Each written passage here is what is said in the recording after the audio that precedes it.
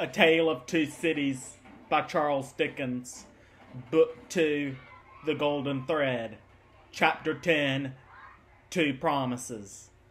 More months to the number of 12 had come and gone, and Mr. Charles Darnay was established in England as a higher teacher of the French language who was conversant with French language.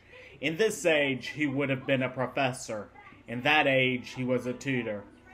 He read with young men who could find any leisure and interest for the study of a living tongue spoke all over the world, and he cultivated a taste for its stores of knowledge and fancy.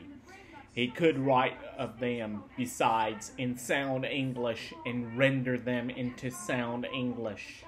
Such masters were not at that time easily found.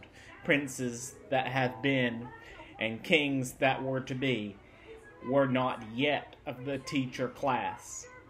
And no ruined nobility had dropped out of Tellson's ledgers to turn cooks and carpenters as the tutor whose attainments made the student's way unusually pleasant and profitable, and as an elegant translator who brought something to his work besides mere dictionary knowledge, young Mr. Darnay soon became known and encouraged. He was well acquainted, moreover, with the circumstances of his country, and those were of ever-growing interest. So with great perseverance and untiring industry he prospered. In London he had expected neither to walk on pavements of gold, nor to lie on beds of roses. If he had had any such exalted expectation, he would not have prospered.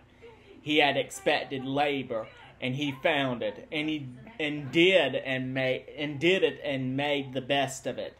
In this his prosperity consisted. A certain portion of his time was passed at Cambridge, where he read with undergraduates as a sort of tolerated smuggler who drove a contraband trade in European languages, instead of conveying Greek and Latin through the custom house. The rest of his time he passed in London.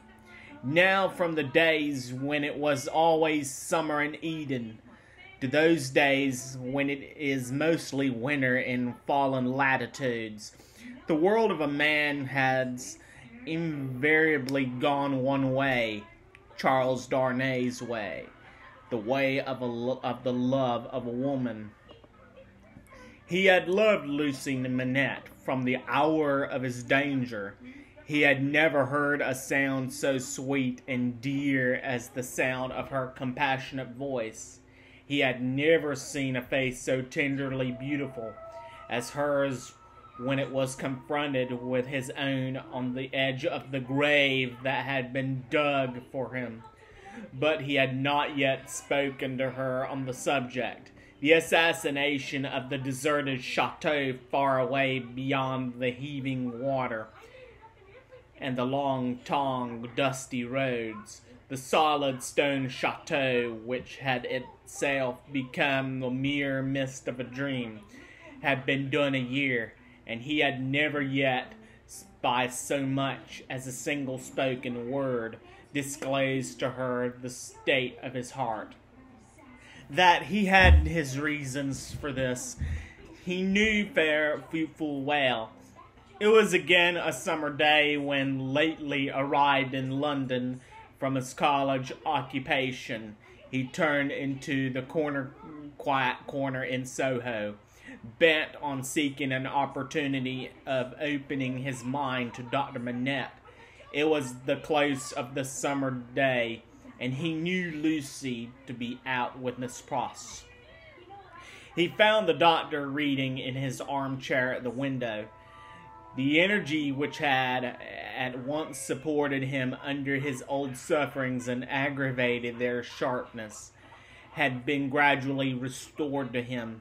He was now a very energetic man indeed. the great firmness of purpose, strength of resolution, and vigor of action. In his recovered energy, he was sometimes a little fitful and sudden, as he had at first been in the exercise of his other recovered faculties, but this had never been frequently observable, and had grown more and more rare. He studied much, slept little, sustained a great deal of fatigue with ease, and was equably cheerful. To him now entered Charles Darnay, at sight of whom he laid aside his book and held his hand. "Charles Darnay, I rejoice to see you.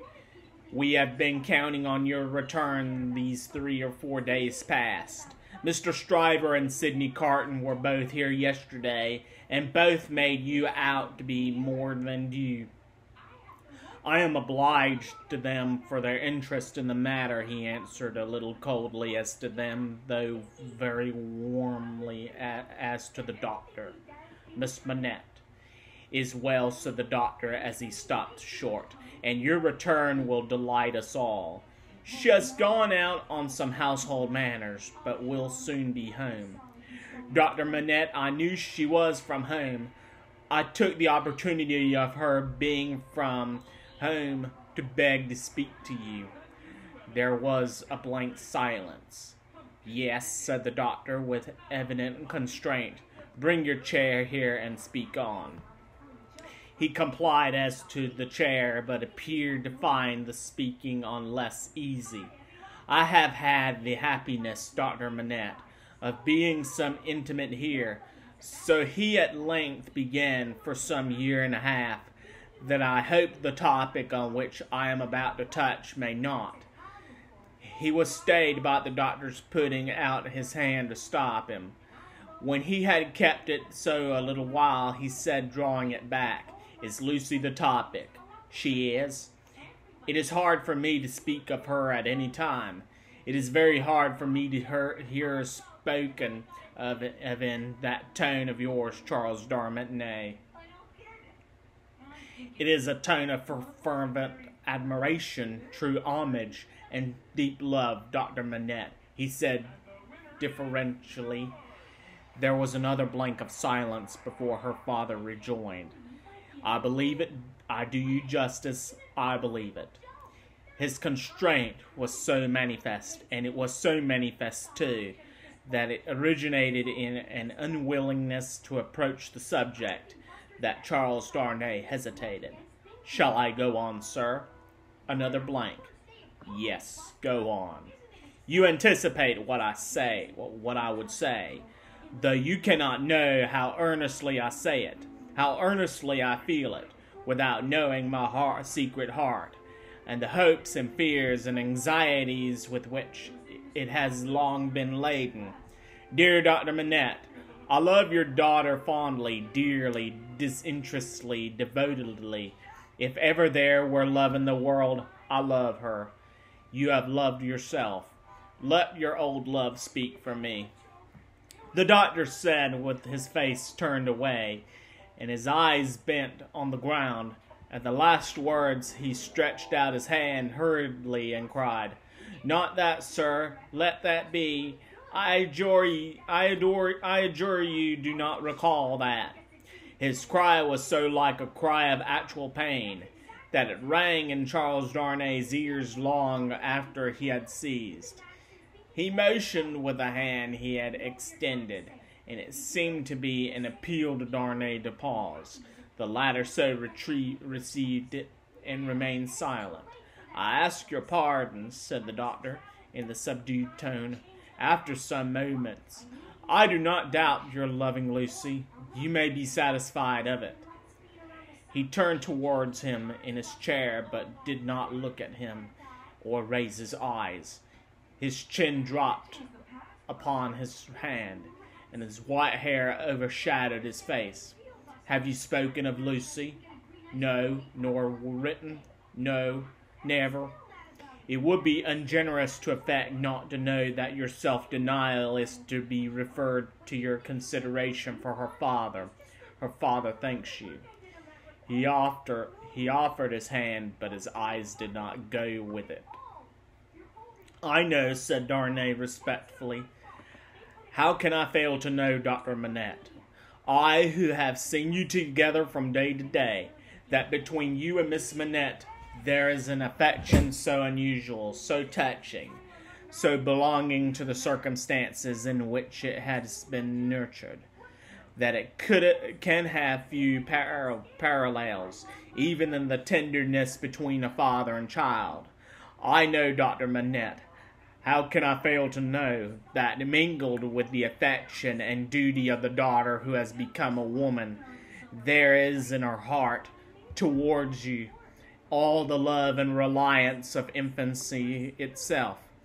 I know that, as in her childhood she has no parent, so she is now devoted to you with all the constancy and fervor of her present years and character, united to the trustfulness and attachment of the early days in which you were lost to her. I know perfectly well that if you had been restored to her from the world beyond this life, you could hardly be invested in her sight with a more sacred character than that in which you are always with her. I know that when she is clinging to you, the hands of baby, girl, and woman all in one are around your neck. I know that in loving you she sees and loves her mother at her own age, sees and loves you at my age, loves her mother broken-hearted, loves you through your dreadful trial and in your blessed restoration. I have known this night and day since I have known you in your home. Her father sat silent with his face bent down. His breathing was a little quickened, but he repressed all other signs of agitation. Dear Dr. Manette, always knowing this, always seeing her and you with this hallowed light about you, I have forborne as long as it was in the nature of man to do it. I have felt, and do even now feel, that to bring my life, even mine, between you, is to touch your history with something not quite so good as itself, but I love her. Heaven is my witness that I love her. I believe it, answered her father mournfully. I have thought so before now. I believe it. But don't believe it. Do not believe, said Darnay, upon whose ear the mournful voice struck with a reproachable sound, that if my fortune were so cast as that, being one day so happy as to make her my wife, I must at any time put any separation between her and you. I could and would breathe a word of what I now say. Besides, that I should know it to be hopeless. I should know it to be a baseness. If I had any such possibility, even at the remote distance of yours, harbored in my thoughts and hidden in my heart, if it ever had been there, if it ever could be there, I could not now touch this honored land. He laid his own upon it as he spoke. No, Dr. Manette, like you, a voluntary exile from France, like you, driven from it by its distractions, oppressions, and miseries, like you, striving to live away from it by my own exertions, and trusting in a happier future. I look only to sharing your few fortunes, sharing your life and her home, and being faithful to you to the death. Not to divide with Lucy her privilege as your child, companion, and friend, but to come in aid of it, and bind her closer to you, if such a thing can be. Her touch still lingered on her father's hand, answering the touch for the moment, but not coldly. Her father rested his hands upon the arms of his chair and looked up for the first time since the beginning of the conference. A struggle was evidently in his face, a struggle with that occasional look which had a tendency in it to dark doubt and dread. You speak so feelingly and so manfully, Charles Darnay, that I thank you with all my heart, and will open all my heart, or nearly so. Have you any reason to believe that Lucy loves you? None, as yet, none. Is it the immediate object of this confidence, that you may at once ascertain that with my knowledge? Not even so. I might not have the hopelessness to do it for weeks. I might, mistaken or not mistaken, have that hopefulness tomorrow. Do you seek any guidance from me? I ask none, sir, but I have thought it possible that you might have it in your power, if you should deem it right, to give me some. Do you seek any promise from me? I do seek that. What is it? I well understand that without you I could have no hope. I well understand that, even if Miss Manette held me at this moment in her innocent heart, do not think I have the presumption to assume so much. I could retain no place in it against her love for her father. I understand equally well that a word from her father in any suitor's favor would outweigh herself and all the world, for which reason, Dr. Manette, said Darnay, modestly but firmly, I would not ask that word to save my life. I am sure of it, Charles Darnay. Mysteries arise out of close love, as well as out of wide division. In the former case, they are subtle and delicate, and difficult to penetrate. My daughter Lucy is, in this one respect, such a mystery to me. I can make no guess at the state of her heart. May I ask, sir, if you think she is, as he has hesitated, her father's supplied the rest, is sought by any other suitor? It is what I meant to say. Her father considered a little before he answered. You have seen Mr. Carton here yourself. Mr. Stryver is here too occasionally. If it be at all, it can only be by one of those.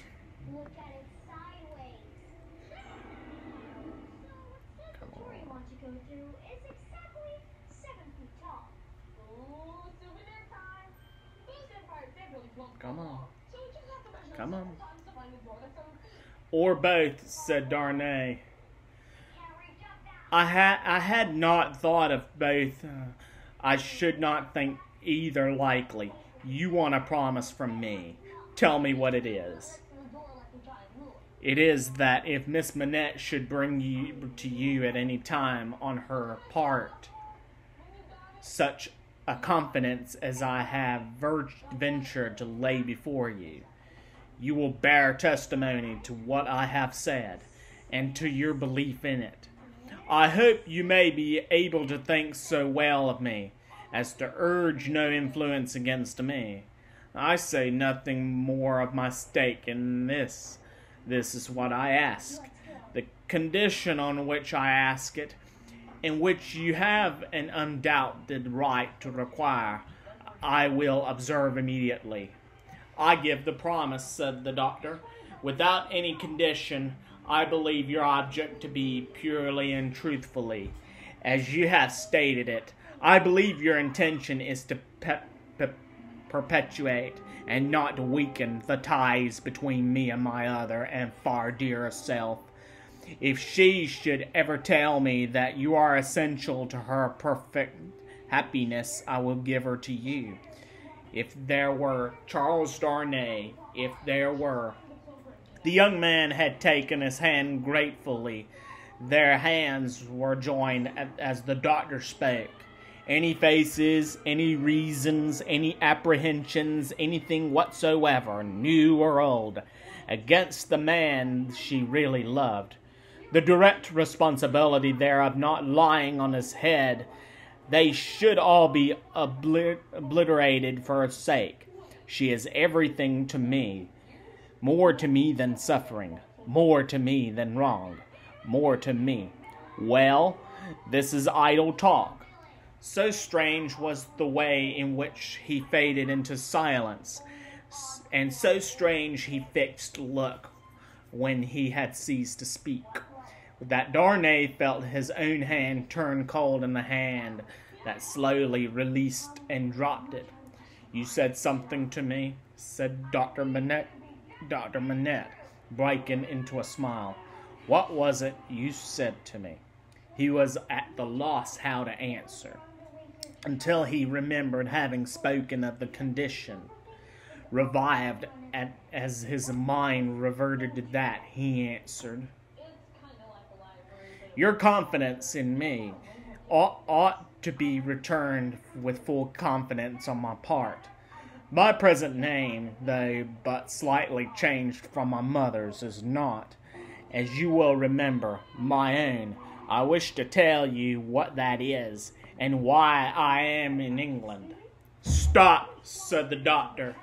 "I wish it, that I may the better deserve your confidence, and have no secret from you. Stop."